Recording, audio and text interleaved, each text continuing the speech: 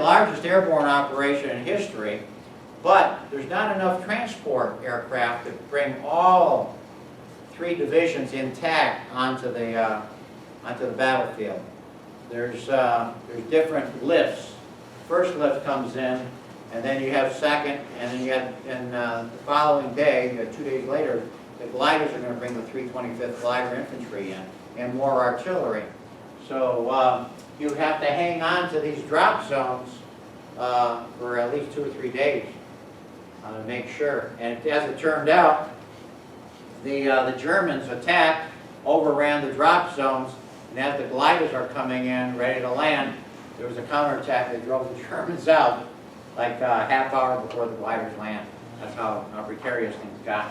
So the division is fighting in different areas, basically in all directions. North, trying to get into Nijmegen, because once again the drop zones are here, and they're not right by the bridge.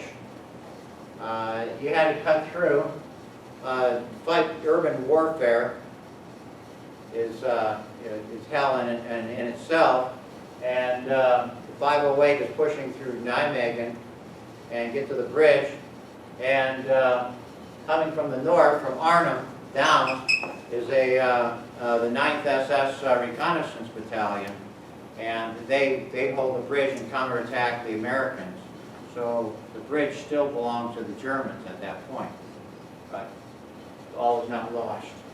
So the 82nd has to hold this area here. 505th is come pushing down this area. 508 is going that way and also that way, and the 504 is camp holding this area through here. Those are your primary 3 parachute regiments. And they're waiting for the gliders to bring in the 4th one. That's going to take a while. So they got their hands full, and they got to take these bridges. If the Germans succeed in blowing Nijmegen Bridge, there's 2 bridges here. There's a railway bridge and a highway bridge. And if they blow either one of those, it's game over. So they, as mentioned, the best way to take a bridge is both ends at the same time. So a couple days later, September 20th, is a remarkable day because they do take both bridges simultaneously. From the battalion from the 505 attacks from the south, and a 3rd Battalion, 504, makes a daring river crossing in boats, canvas boats. And these guys have never paddled a boat in their life. And if you see the movie Bridge Too Far, you see Robert Redford over there. I think, yeah, that's him, as Colonel Julian Cook. And they make this thing. I took several veterans over there that were in that river crossing, and my God, you know. And then you have a strong current, and you're fighting that. And then you get to the other side. They shelled the Germans, but they're still there. And then you had, once you land on the North Shore, you had something like 300 to 400 yards before you get to the Dyke Road, which the Germans are dug in on. So there's nothing good about that whole story. And surprisingly, the American, we accomplish it, we do it. And they sustain heavy casualties. In the river crossing itself, you probably have close to about 45 lost right there. And you're carrying all this equipment, so once that canvas boat is riddled and starts leaking or hit altogether, you're not floating. You're going down. All that equipment's going to pull you under. So there was last year they found the remains of one of those soldiers. He's been missing in action for over 73, 74 years. And they discovered the remains. Everything was downstream. And they sent all the remains over to Hawaii, where they, just because they have dog tags, that's not the end of the story. They have to confirm. So they do DNA sampling and mashing, and positively identified him, and he was sent home and buried at home. So it took a while. But it's a remarkable story. And they get to the other side and just keep fighting. And they drive the Germans back. The Germans try to say, okay, we give up now. No, we ain't taking any prisoners. So, I mean, guy's been killing your buddies and everything, all of a sudden, he's about ready to get, you know, taken out. Wants to give up? No. Okay, they go right through them. And they fight on the other side and push the Germans back away from the bridges. They capture the bridges. There's explosives on the bridges, and engineers come up and they cut any and all wires. And then they've got the explosives, and they release it and they dump them in the river. So the bridge is captured intact. And then you have British armor coming up through here, and they go across the bridge, and then they stop because they have no infantry. The infantry didn't come up with them, and they said there's 88s over there. They'll take us out. And you know, the guys from the 82nd are really, really upset. You know, and everything, because here they lost a lot of their buddies, a lot of casualties here. Take those bridges, and the British are not exploiting it. But just a short span later on, roughly about 12 miles, is Arnhem. And their paratroopers are hanging on by the fingernails. And they didn't know it, but, well, let me finish the story here. As I said, it's really complex. A lot of things, a lot of pieces, moving pieces on this one. The 1st Airborne Division was selected for this. These guys had fought in North Africa. The British had 2 airborne divisions, the 1st and the 6th. They didn't say the 1st and the 2nd. They made the 6th to make the Germans think there's 6 airborne divisions. I don't think they bought that one. So the 1st Airborne Division, which fought in North Africa, they didn't have enough lifts. It was a 3-day, half of the division landed on the 1st day. The next day, the 2nd half would land, and the 3rd day, the Polish Independent Parachute Brigade would land. But you have bad weather, you have fog over the airfields in England, so they can't take off. So everything becomes disjointed. You have a nice plan on paper, but you've heard about Murphy's Law, and so Murphy's got a firm grip on this one all the way through. And you have the drop zones. There's landing zones here and in drop zones. This right here later on is a Polish parachute brigade lands there. Half of it. They don't even, the whole brigade doesn't land there because of bad weather and everything else. The ground over here isn't suitable for landing of gliders, so they're right up over here. Now there's 3 routes from those landing zones and drop zones to the bridge, and they're given code words: leopard, lion, and tiger. And so first of all, to land are reconnaissance elements from jeeps, and they're supposed to go like a bat out of hell, drive through there. Well, you're so far away, and you don't need a lot of Germans, but you had enough. And these were, in Arnhem was an SS NCO school. So, someone didn't find out about that, so they showed up. So they managed to cut the access, the ambush on leopard and lion. They cut through there. So no jeeps are able to get from the landing zone to that bridge. So those 3 routes, you have paratroopers that are trying to get across. The 1st, 2nd, and 3rd parachute battalions are trying to get through there. And then the southern route, 2nd para under Lieutenant Colonel John Frost makes it. And he gets there. He's on the north end. And that's on the evening of September 17th. So they're there. But yeah, you want the whole bridge, so not just the north end. They made 2 attempts during the night to cross, and they're driven back. But they still hold that end. So as long as they hold it, the Germans don't have it. So they held on for 4 days. Remember, the whole operation is supposed to happen in 4 days. And it doesn't. They're stuck there. And finally on September 21st morning, they send their last message out by radio, and the last message is, out of ammunition, God save the king. they're gone. They're wiped out.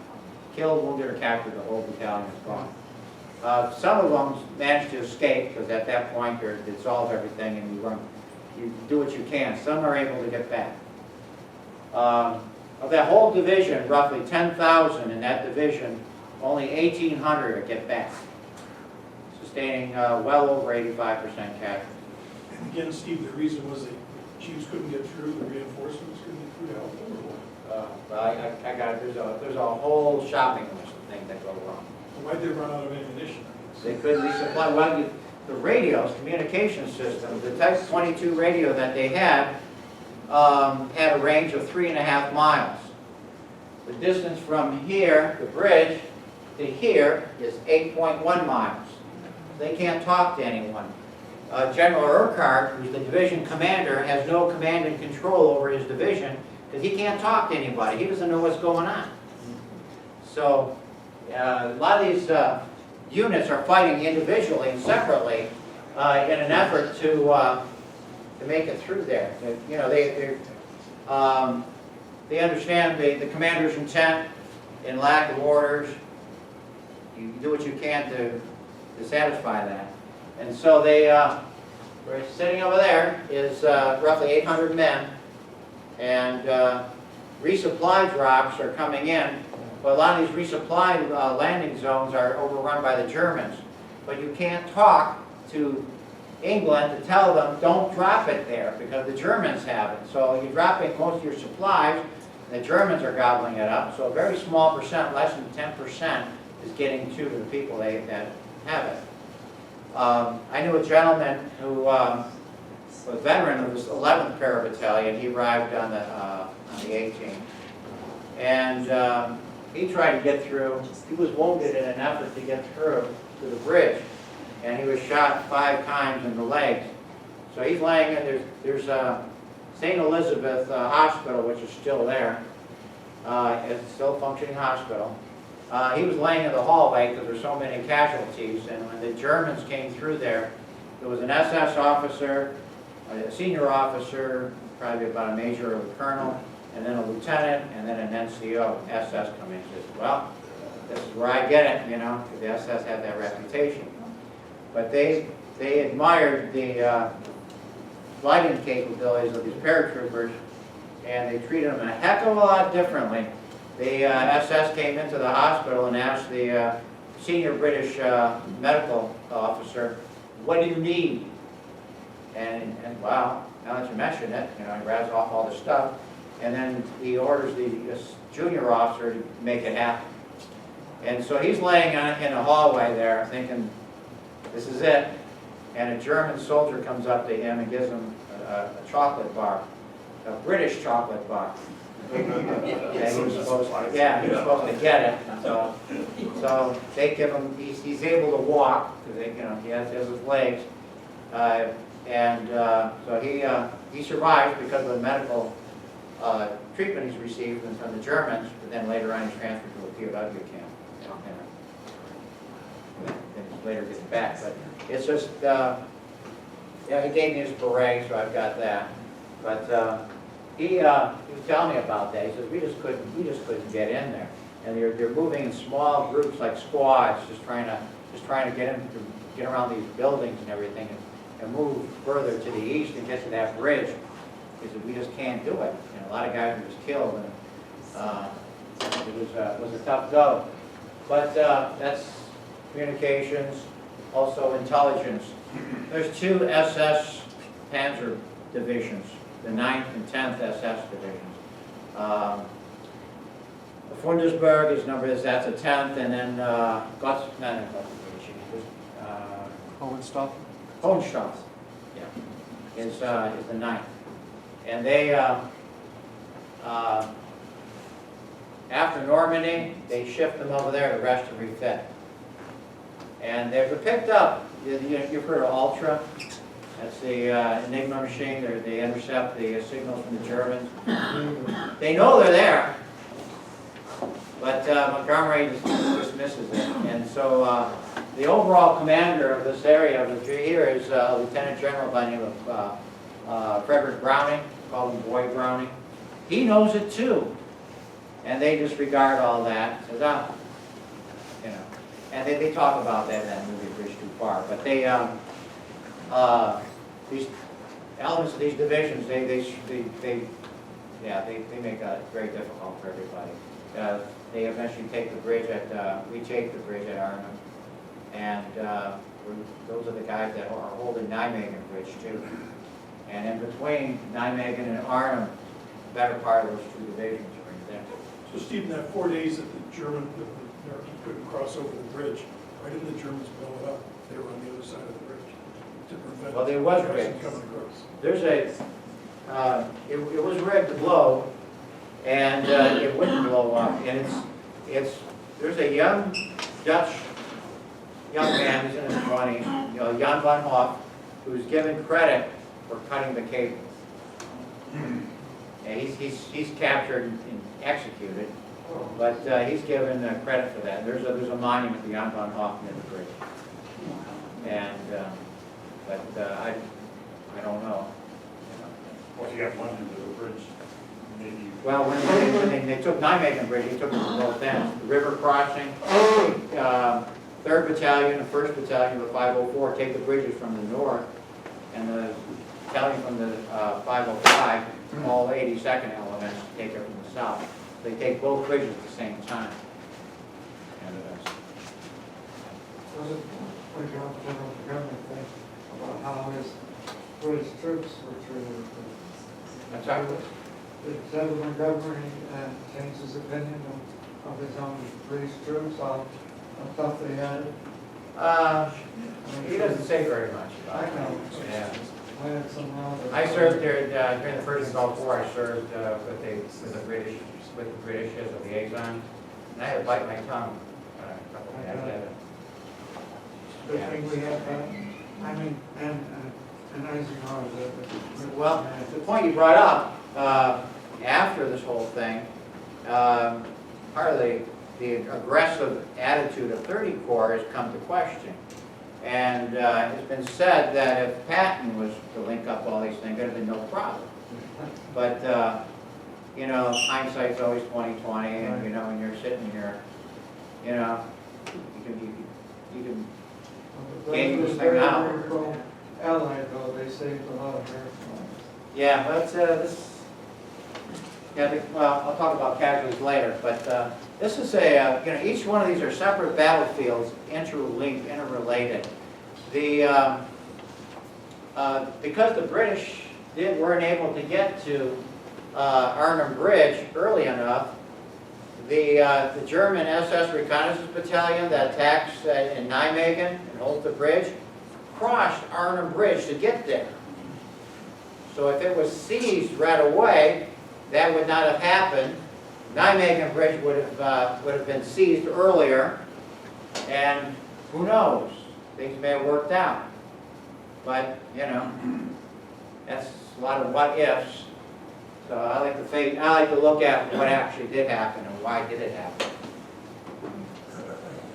Now the route getting over there, you have the aircraft over here. There's 1,438 C-47s. They can carry approximately 18 paratroopers in each one. And great aircraft. I've made like over 30 jumps out of C-47, so it's a lot of fun. Well, not that time. I enjoyed it. They were going to work. The paratroopers, we just say, you know, jumping out of here, that's just how we get to work. Your job starts, you earn your money when you're on the ground. So they're carrying 34,600 paratroopers in 3 divisions in the first lift. There's everything is all set up. You have the British and the 101st here, and up over there you have the 82nd. And you can see the British. There's two highways mapped out: the lower route and the southern route and the northern route. The northern route, that's where the 82nd and the 1st British Airborne are going to go, and the southern route through friendly territory down here and going up, that's where the 101st goes. And to the drop zones. Everything's all set up. The drop zone near Zahn is, I've jumped on it. It's really, really nice. And of course, I had a different reception. So they get here and they head up north. So that's how everything's orchestrated. I mean, this all happens in a week. The planning, it amazes the heck out of me. It's amazing the resources were available. Oh, we didn't, you know, it's one of these things where, you know, make things happen, you know, and you just say, That's right. you don't ask for people, you just That's right. take it. This is a C-47 over here, dropping a guy from headquarters company, 3rd Battalion 505, over near Grosse Pointe. And what's interesting, you see the invasion stripes over here. I looked at a photograph and I could tell instantly whether it's Market Garden or Normandy. In Normandy, the stripes went all the way around the aircraft. But they found out that that was a problem because there's no camouflage for the top. So they painted OD over the top of it, so I can tell right away this is a Market Garden aircraft. And the aircraft were pretty high up. You know, normally, like in Normandy, they were aircraft were jumping at about 500 feet, AGL. But you notice something about this, it's daylight. This is the first daylight drop in military history. You know, you had, Normandy was in the dark, Sicily was in the dark, it was night, and Sicily, Salerno, Normandy, all in the dark. This is the first time they're using daylight.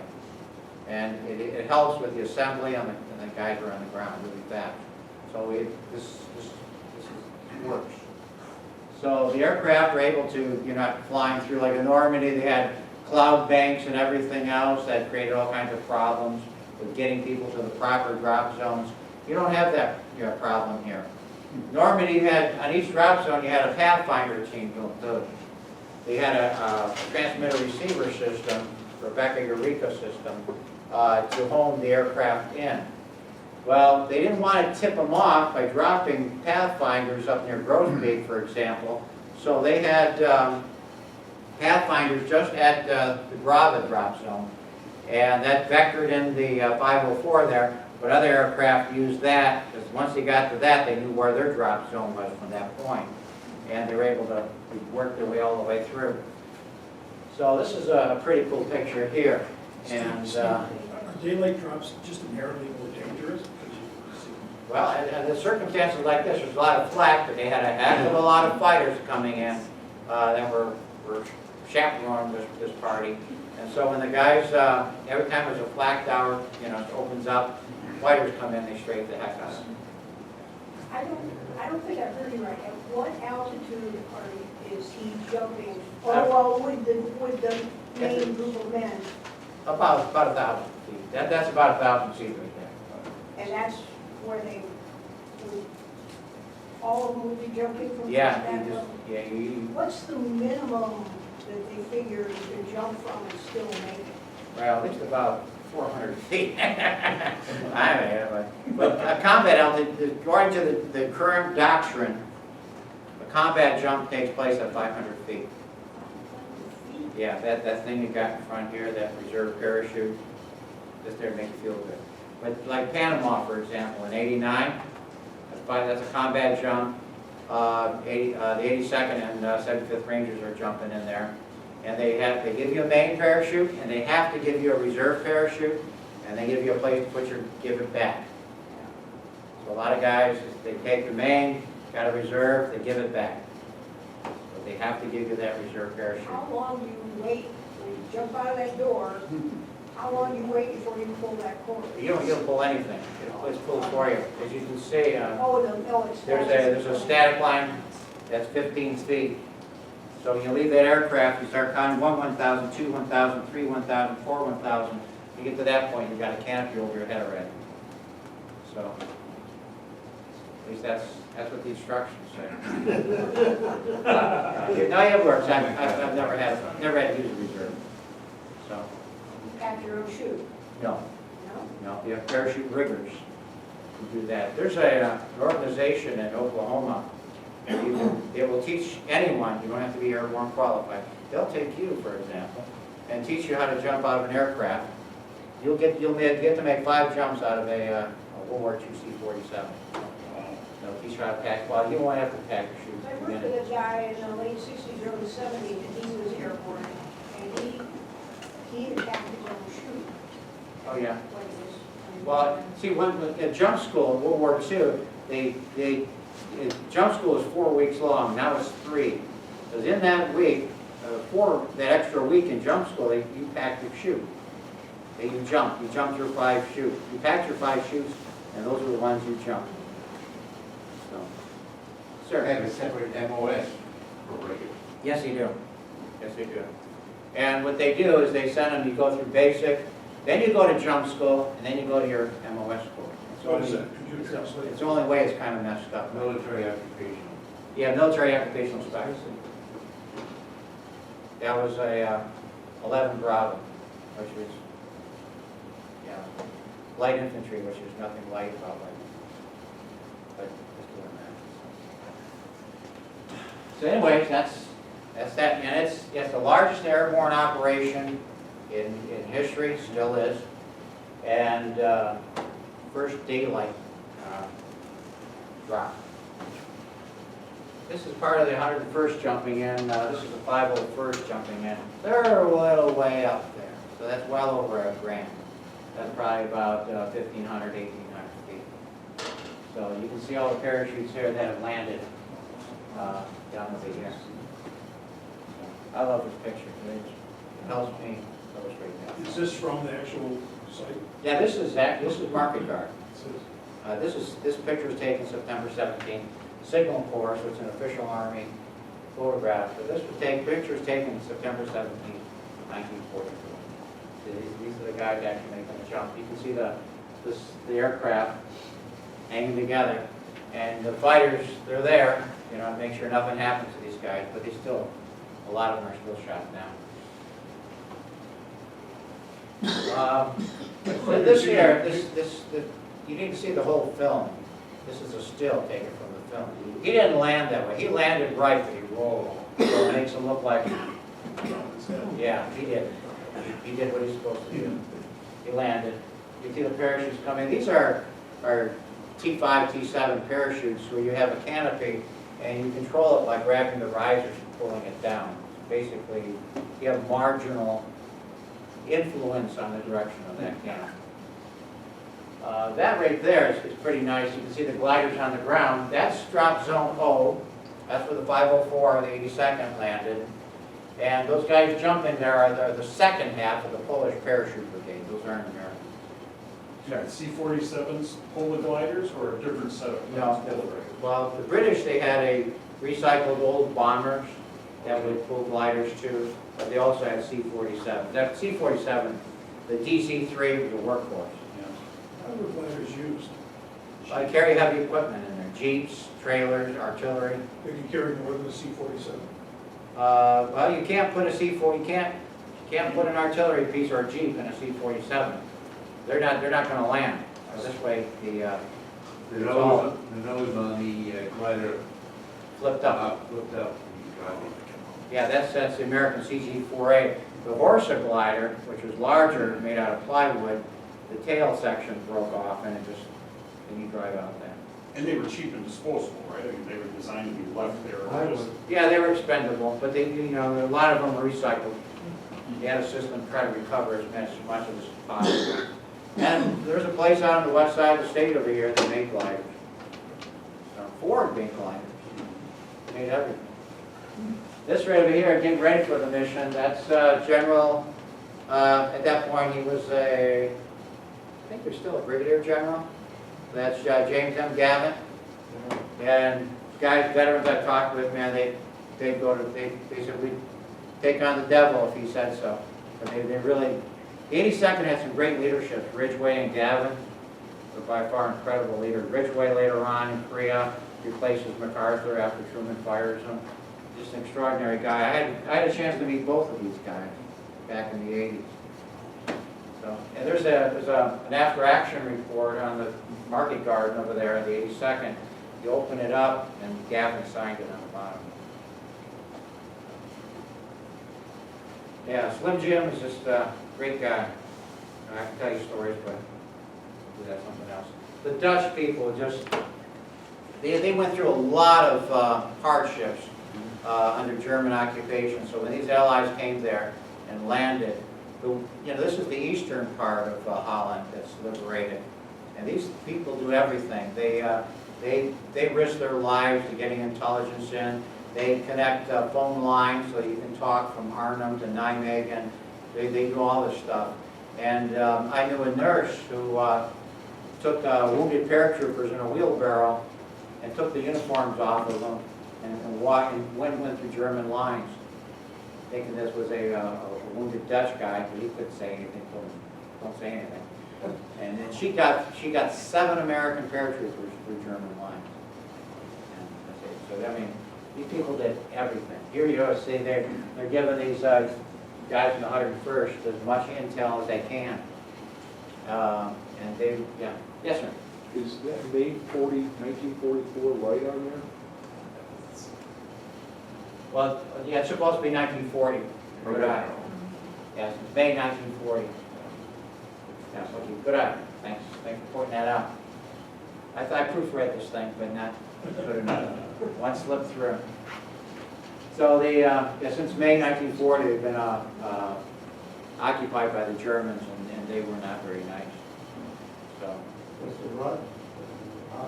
Oh, yeah, well, yeah, they bombed Rotterdam too. It was just, the people out in the western part of the state, it was non-agricultural, so they suffered the most from starvation.